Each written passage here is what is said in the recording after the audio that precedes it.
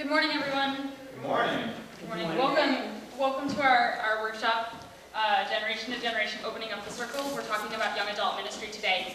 And so we wanted to start with the chalice lighting. Even though we don't have a chalice, we have a chalice picture. And so how I picked the titles for this workshop is I used readings that resonated with what I thought was passing on knowledge to the next generation. And so both from generation to generation and opening up the circle, they're both readings in the Great Hymnal.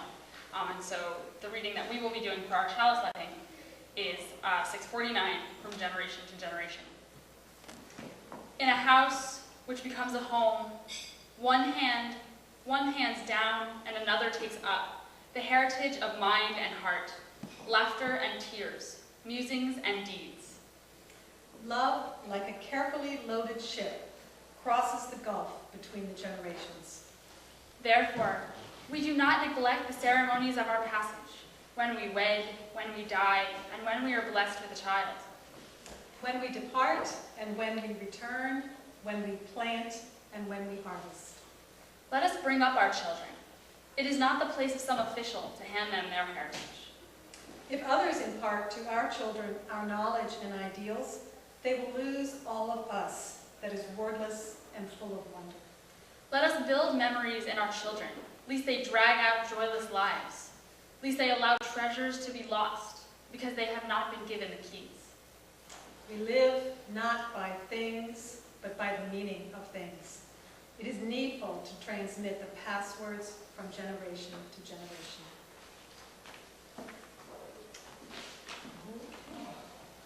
And so with that, I just wanted to start off this workshop by talking a little bit about myself and my co-partner.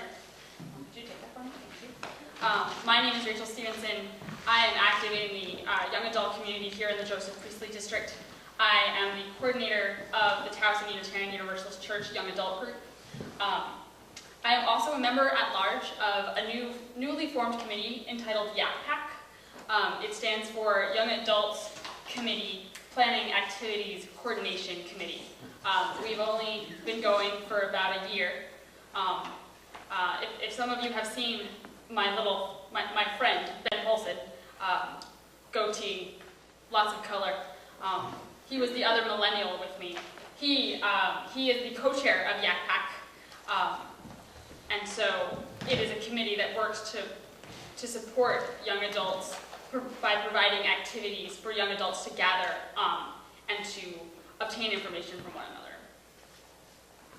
Okay, thanks, Rachel. Yep. And I'm Pat Infante, and I am the faith development consultant for our regional group. So I work in the JPD and Metro New York and Ohio Meadville and St. Lawrence districts. My portfolio is faith development and multi-generational ministry. So I'm part of the army of people that's carrying that message out to congregations about going and working and living and connecting from generation to generation. I'm also a lifelong Unitarian Universalist. I became a Unitarian Universalist. I was actually dedicated as a Unitarian in a Unitarian church, and I became a Unitarian Universalist in 1961, along with the birth of this of the denomination. And so, even though I'm a baby boomer, and she's a millennial, we do actually have some things in common. And one of those things that we have in common is the disconnectedness that I felt as a young adult returning to the church that I had grown up in, and feeling as though I wasn't seen, even though it had been a place that I felt very much at home and very much was like a family to me. So I have some of those experiences as well. So here we are. We've been working together, and we're going to just talk. Rachel's going to tell you what we're going to talk about. Okay. So in prepping for this workshop, I wanted to really focus on what I wanted you to take away from this workshop and from this weekend. And so those would be I have a basic understanding of what young adults are, how we view our congregations, and if your congregations, our congregations, meet the needs of young adults. I want you to have some tools and some understanding to take back to your congregation so that you can provide an understanding for young adults, for young adult needs, and if you want to provide a space and a knowledge for young adults to get involved in your congregation and how to bring about young adult leadership. I keep mentioning this, and something that I think is important for congregations is that they take into account young adult needs. And so that's something I would like to impart to all of you when thinking about how congregations can become welcoming to young adults, to get them, to retain them from youth into young adulthood, is to constantly think about their needs as a generation that's in transition. Can I have the next slide, please? The next slide, please. I think the next slide is my next slide. Yes, ma'am. Yeah, so I think, Kimberly did a great job of setting the stage for our conversation here. There really are some really discernible and significant differences between the different generations. And the generation, of course, that we're most we're talking about here is the millennial, for the most part. One of the things that has recently sort of become part of our faith development language is this idea of a new emerging demographic. There was a study called Faith 2020 in which they looked at lots of different demographic factors that are impacting congregational life in the coming decades.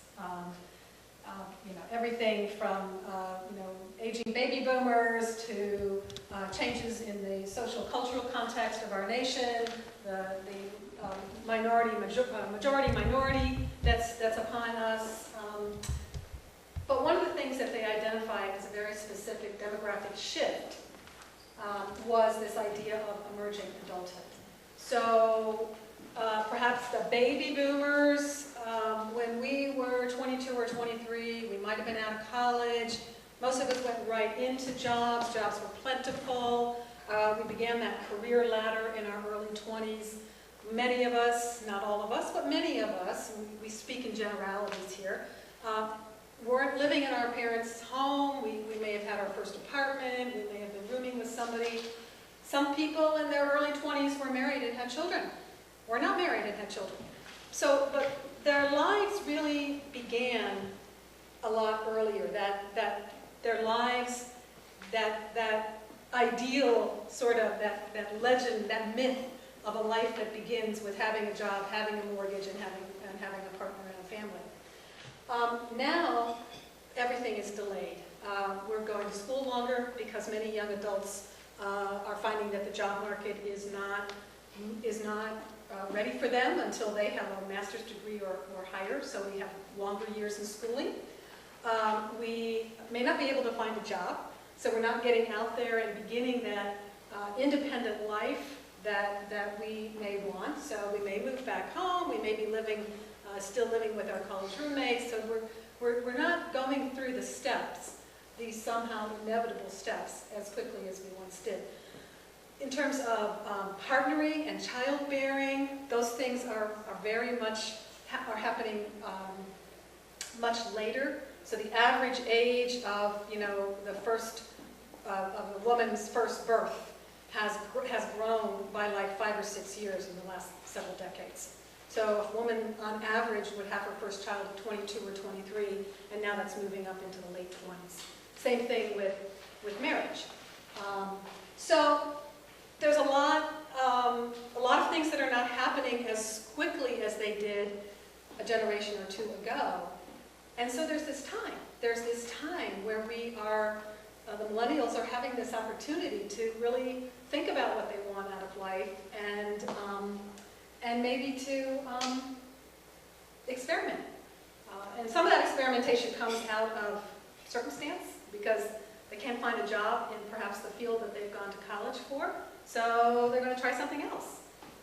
It's also marked by a lot of uncertainty, and with the job market the way it is, there is a lot of uncertainty for our millennials. I personally have a 24-year-old with a master's degree who's living at home and working at the karate studio. So, so this is a change. This is a change from a couple of generations ago. So this is sort of a new demographic that's been identified. And just finally, that in terms of how they're connected to church, generally speaking, they don't have strong ties to institutions. They're less tied to institutions than, say, the baby boomers were. So, just wanted to set a little bit of context.